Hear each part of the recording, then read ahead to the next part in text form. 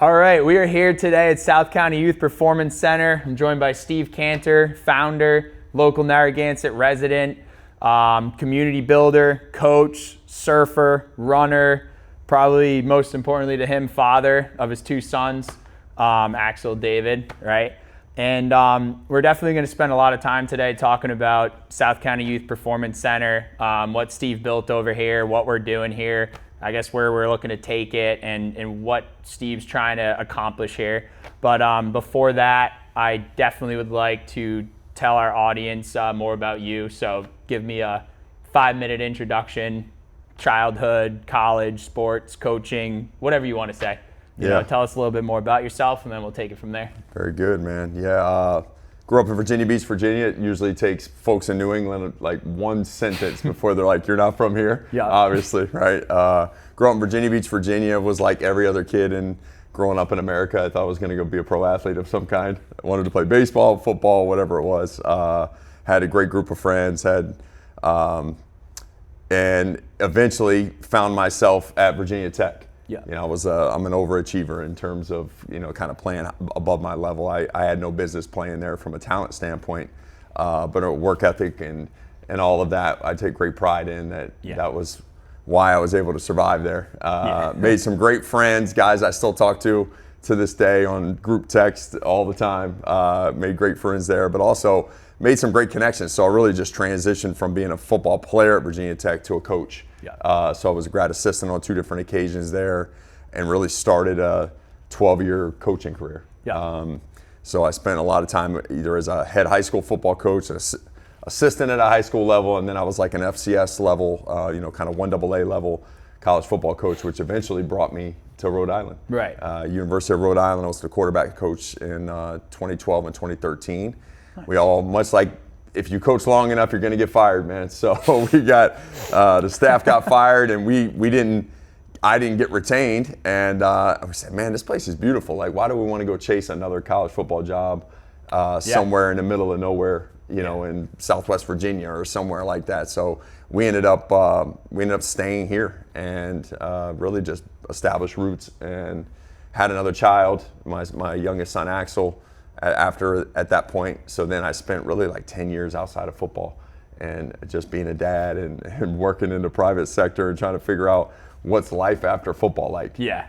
Because a lot of coaches struggle with that. Sure. What am I going to do? I'm not sure how these skills translate and things like that. So I ended up getting into leadership roles at a couple different organizations. You know, I was over at APC by Schneider Electric, so Fortune 250 company. You know, came in on the ground floor of being on the call center, and 2 months later I was managing the call center. So sales. Yeah. You got right into sales. Yeah. Yeah, it was direct sales, call center, UPSs and data centers and those types of things. Got in there, then it started to lead, and we were, of course, in my kind of method of leadership, we were pushing vehicles in the parking lot at lunchtime for fitness and everything else, and really the camaraderie and team building, and eventually left there and got into software, was doing some operations, a lot of leadership there, and then ended up finding myself at Sweener Builders, which has been a great blessing for me. I've been there right around 4 years now. Yeah. And learned a lot about not only construction and building, but also building teams. Right. And leadership in much different way, in different capacity. And absolutely. You know, and then of course it kind of lended itself to being in a situation where I had a connection to this building and really build something that's even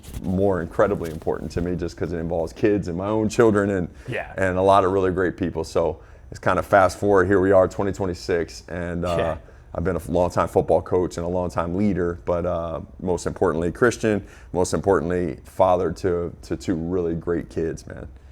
Crazy at times, but really great kids. So. Yeah, absolutely. I can attest to that. So I think where you went after sports was right into kind of a sales leadership role, and it seems like you were always building people your entire life. Like, you were a builder of people. You went over to Sweener, you're a manager of people. Yep. You're really the head of all the people there, correct?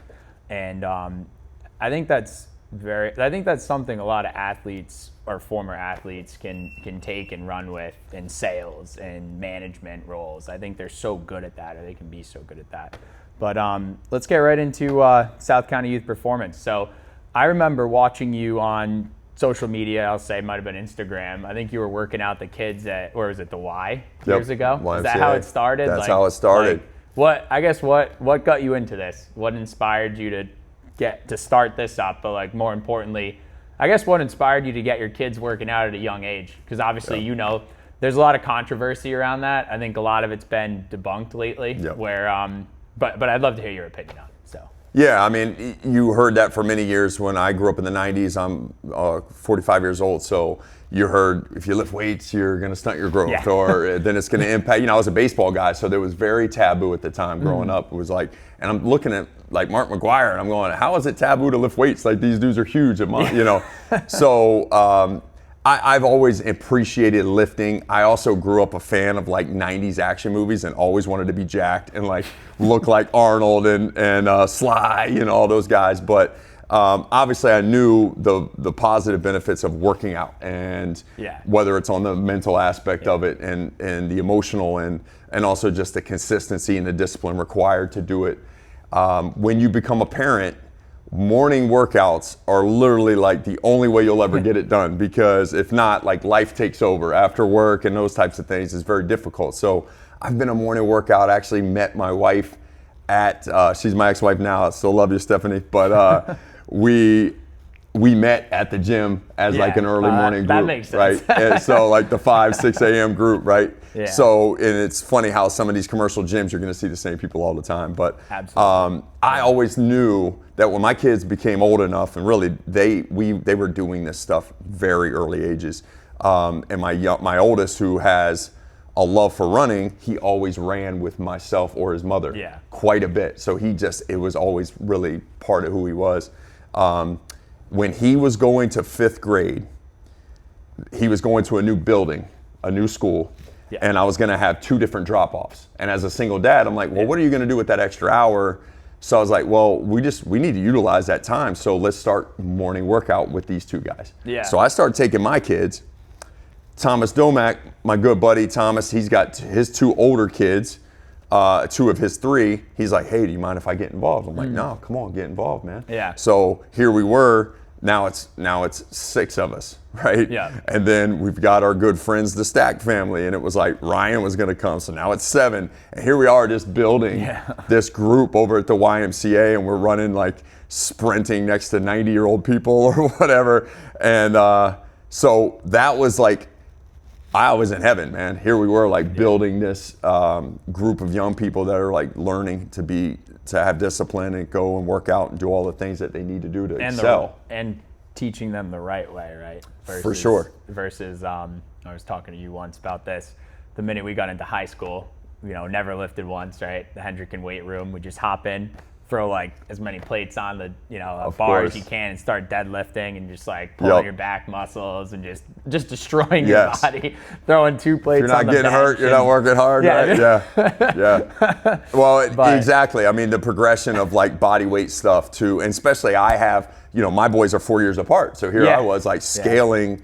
And similar for Thomas and his, there's years apart. So that you have to scale and you have to learn all those things. And so I'm a certified strength and conditioning coach. And I was since 2004. So like I had the background of strength and conditioning in general. So it made sense for me. And then really how we ended up as like South County Youth Performance, or really doing this, having to escape the YMCA, was they cracked down on these age requirements. You know, they were like, oh, well, you need to be a certain age to be in that room and all these things. And we were paying members, but, you know, so we just self-rescued and figured out a way. And we were fortunate enough at the time, CrossFit Peacedale, who is now back to one of their original locations, but they were up at the top of the tower. My pastor, Pastor Keith, appreciate you, man. He was like, hey, we can accommodate. So we started going there and before school in a block of time. And it worked out great until we had this opportunity to open up South County Youth Performance and have our own space, you know, outfit it the way we want to outfit it, have the right equipment in here for the development of really athletes or people that want to call themselves athletes, or really anybody, right? Like the general population can get better from the sled pushes and the jumps and everything that we do. So I mean, and your athleticism can get much better. No doubt. I think there's a lot of buzz around it. You know, I'm sure you have a lot of people talking to you about it, but I was actually thinking about it today, and it's actually probably the number one thing I get texted, called, or spoken to in person about is, what are you doing with those kids working out with those kids in the morning? Like, what's going on there? And when I tell everyone that, we're running my group, and same with yours, different days, right? We're running 2 sessions a week. These kids are not waking up at 6, they're getting to the gym at 6 a.m. And we're running an hour session, and then they're going to school. And everyone's just like, holy shit, like that's impressive, right? Yep. So, and maybe that goes right into just the discipline and the consistency. Your group, my group, a lot of the groups, right? Everyone's very consistent. These young kids, I mean, what are the ages that we're talking about? Yeah, so we have roughly about 35 kids that work out 2 mornings a week before school, and it ranges really from, the youngest we take is 6. Right now in our youngest groups, we do have a 6-year-old. Yeah.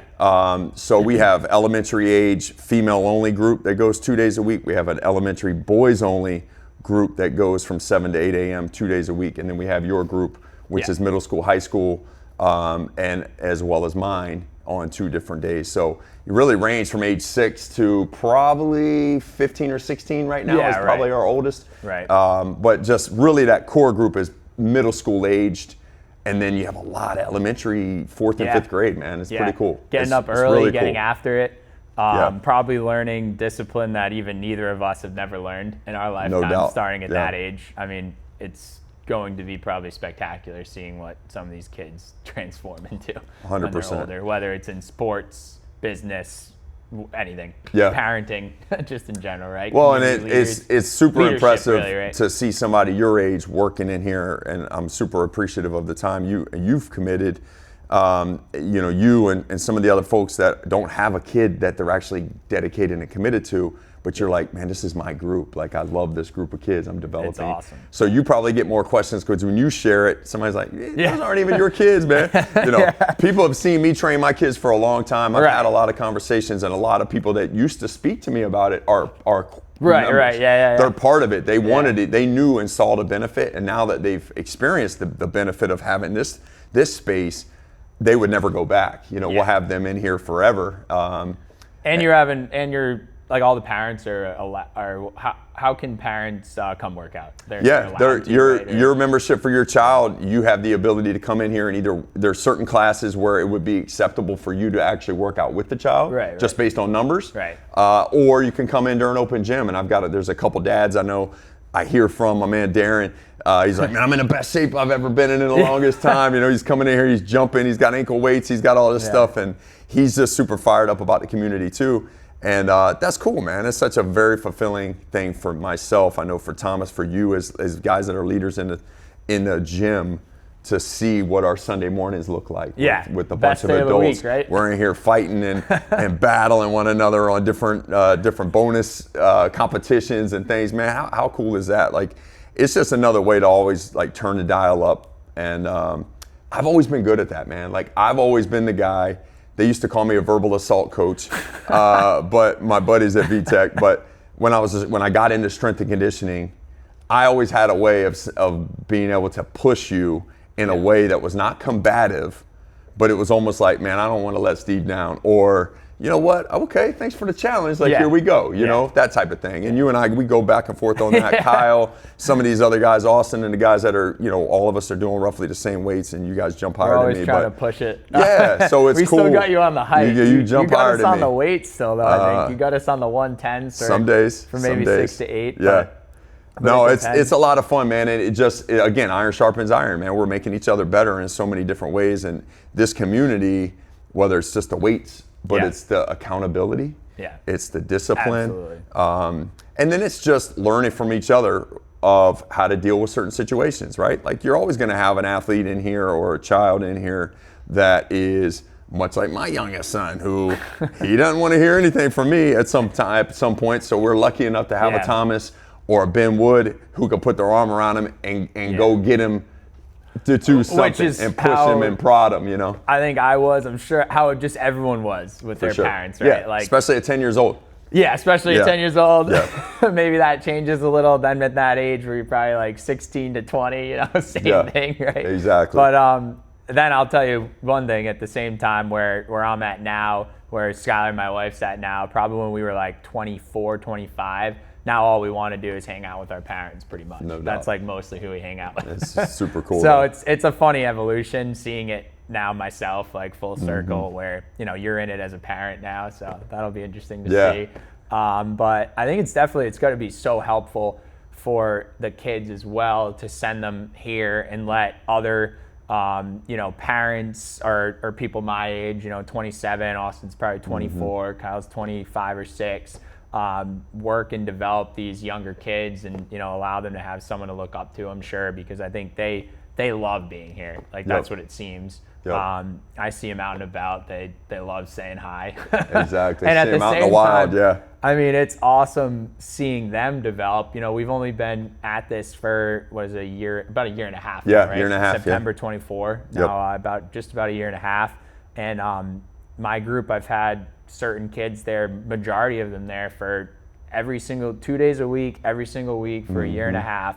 And the development is just unimaginable. Yeah, it's incredible. And on the other hand of things, like I've lifted weights and worked out. When I was in sports, I worked out a little harder. But in college, it was just going through the motions, just going to the gym 5 days a week, right?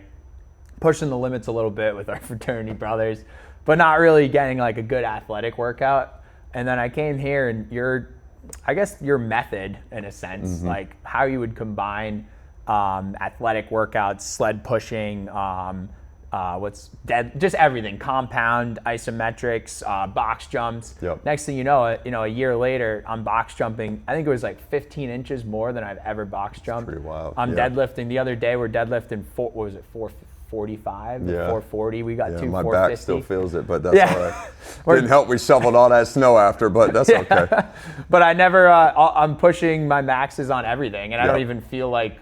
I don't really even feel like I'm trying for it. Like I'm getting there. And obviously, with that being said, you do a very good job of, in a good way, getting under our skin to push us to that next level, to make us say, well, I have to do it now.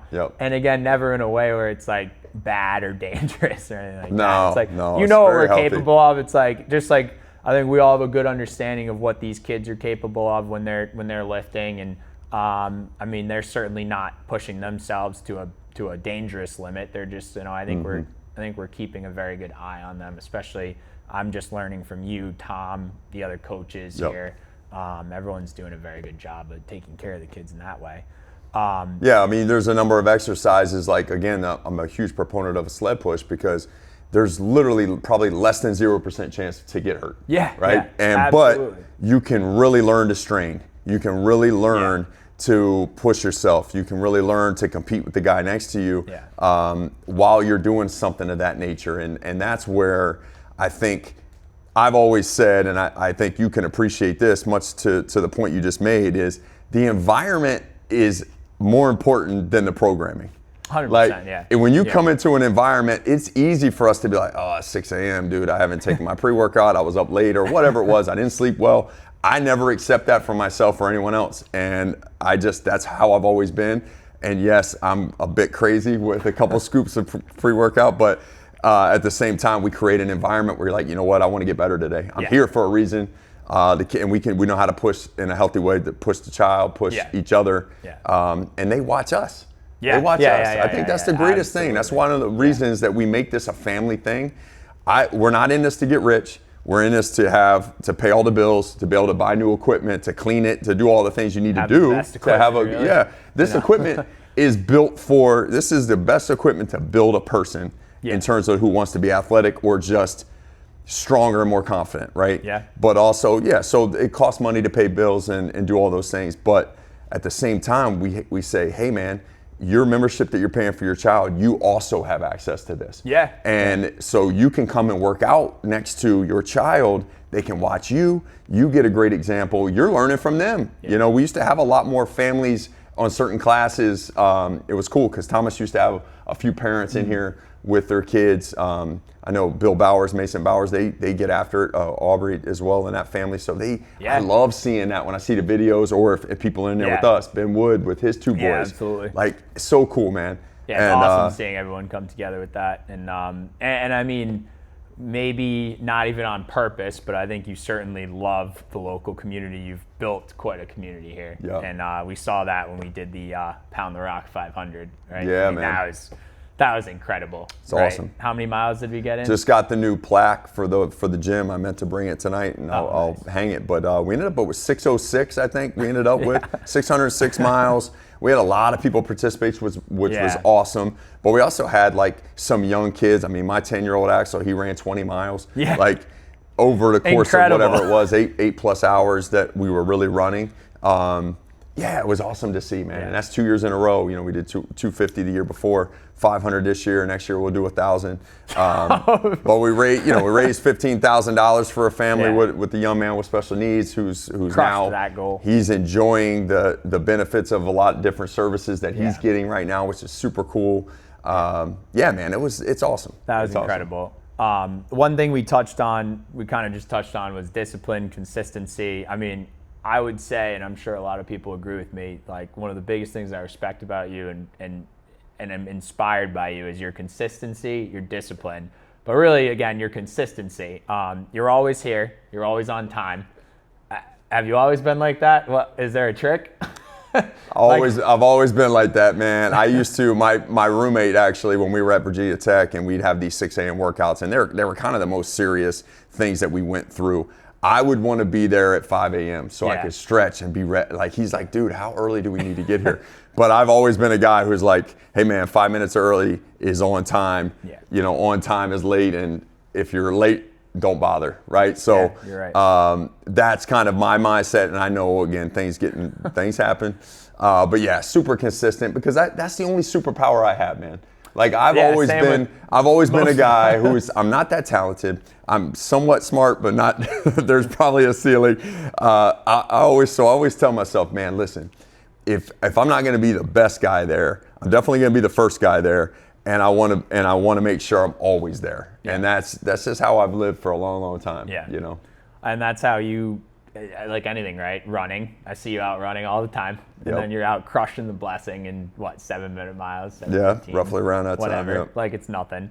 And yeah, it's just, it's very impressive. And I think, again, it's leading by example, which, if I miss a Sunday workout, I'm actually not even upset I missed the workout. I'm just upset that I missed the workout. That you might hear from I bet that's how Austin feels when he sleeps in. But it creates a great environment. I agree. I think it's important to have accountability in life.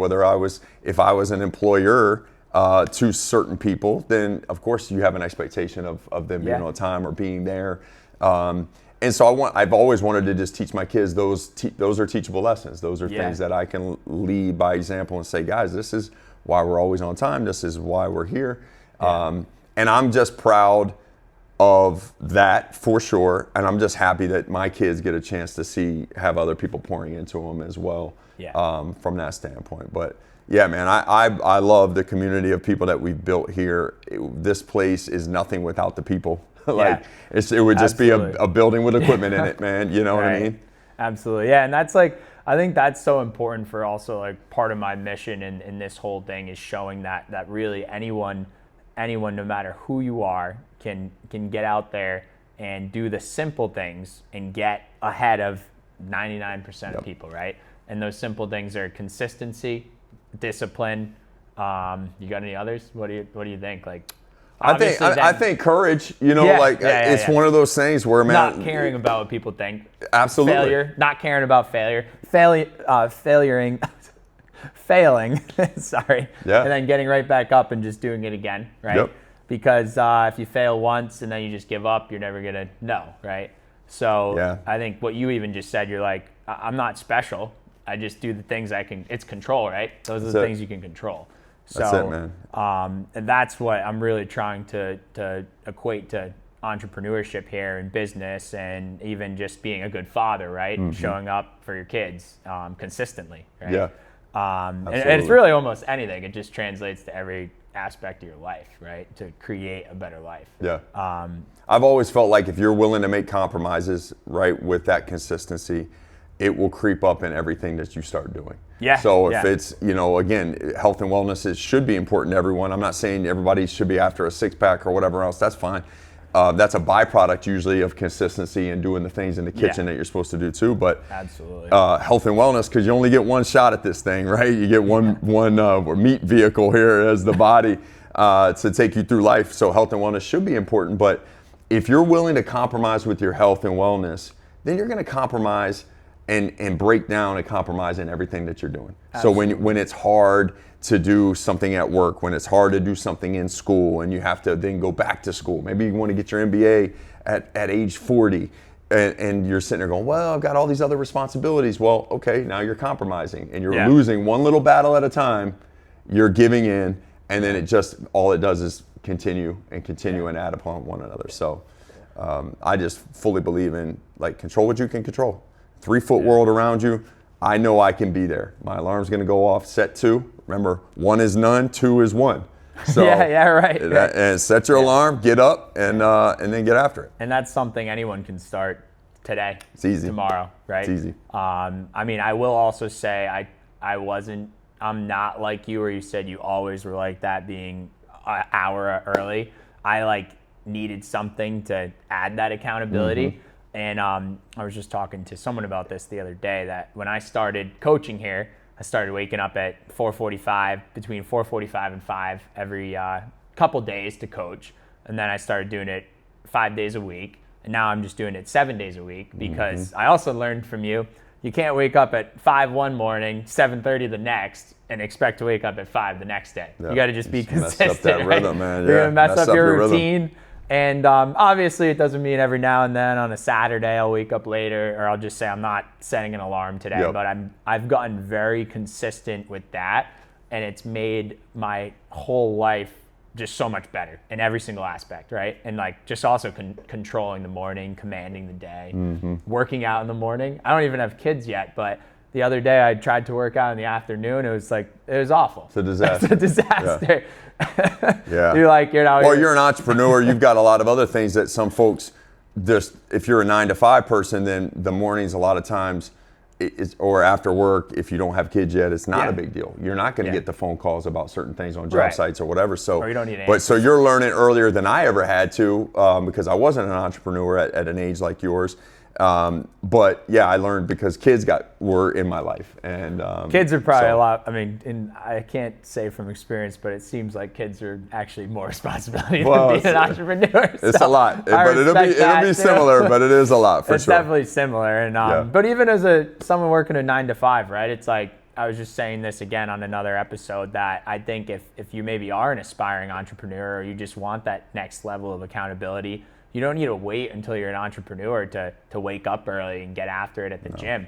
Like, start doing this while you're still an employee, or just as an employee, right? There's nothing wrong with being an employee too, because you can do very well for yourself. You can be that overachiever. And if you work with the right founder, boss, whoever, right, work for, you can always level up. Yep. Like, you don't need to be a business owner. You don't need to be a gym founder. And I might go right into, you talk about leadership a lot. Everyone should strive to be a leader, right? Like, what do you think on that? Like, how can someone just become a better leader tomorrow? Like, I think one, just being aware that people are watching you. Yeah. So whether you're the top individual contributor within your company, your team, whatever it is, your example is either going to inspire someone to do a better job, or if you are cutting corners, you're also kind of motivating and inspiring a group of people to also cut corners, right? Yeah. And it's kind of like that 10-80-10 rule when you look at a team and you say, hey, you got a top 10% of every team is they're the top performers. You got the 80% in the middle, and then there's the bottom 10. They're looking at those other folks on the teams to decide what do they want to be, right? And so they're figuring out, do I want to elevate myself into the middle, or am I okay with being the bottom 10?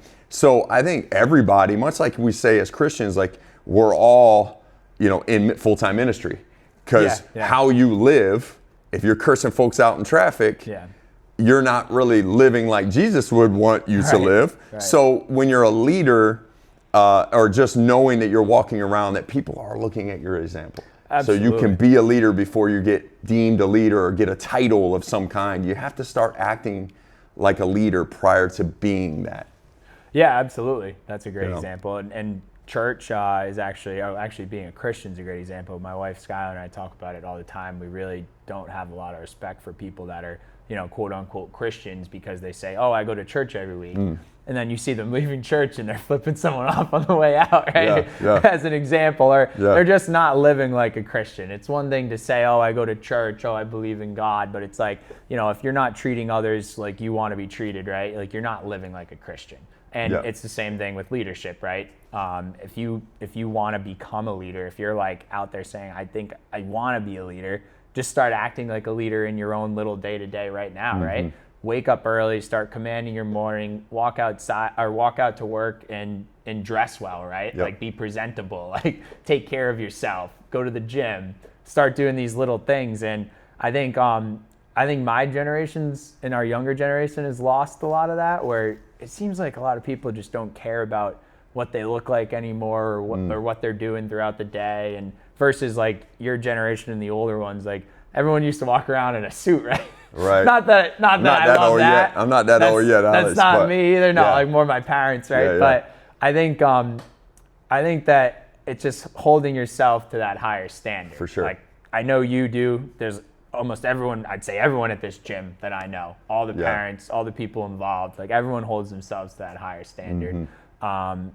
Certainly, I feel like fitness is a big part of it. I think that's part of it anyway, is like who you decide to surround yourself with, right? Is a big part of it. So most people that are associated with this gym that I know well enough, I know they're highly successful in everything they do.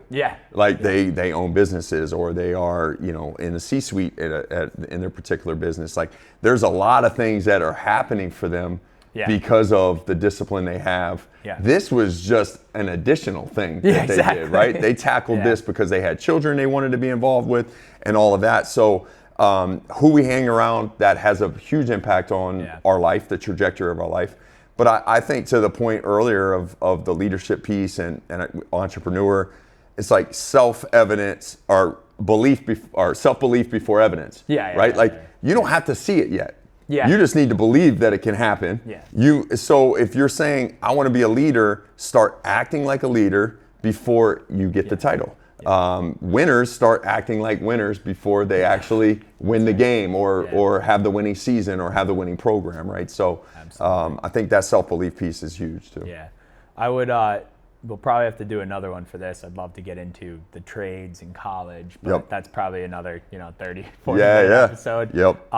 But I guess before we wrap it up, like, is there where you want to talk about where you're maybe taking this? Is there anything else you want to tell the community about, in regards to this gym or anything else, I guess? You want to leave anyone with? Well, I mean, South County Youth Performance, we're right here in Wakefield, Rhode Island. We serve, children ages 6 to really any age at that point.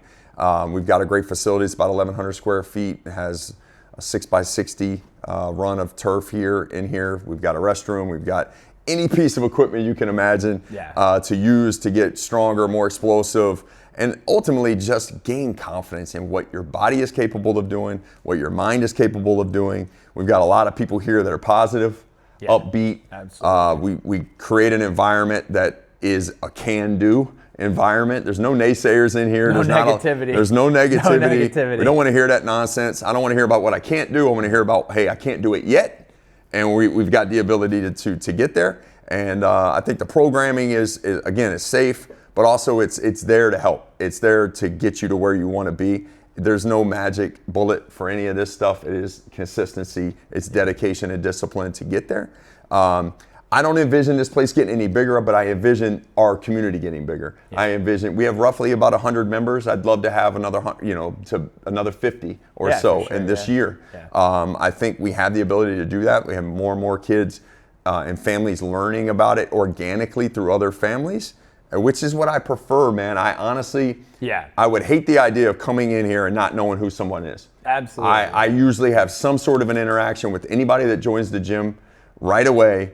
and at least I have that baseline of knowing their name, knowing the parent, and all those things. Yeah. So I can check in. Hey, how's it going? Are we fulfilling the need? But also, we just feel more comfortable with who's in here, who's really pouring into one another. So.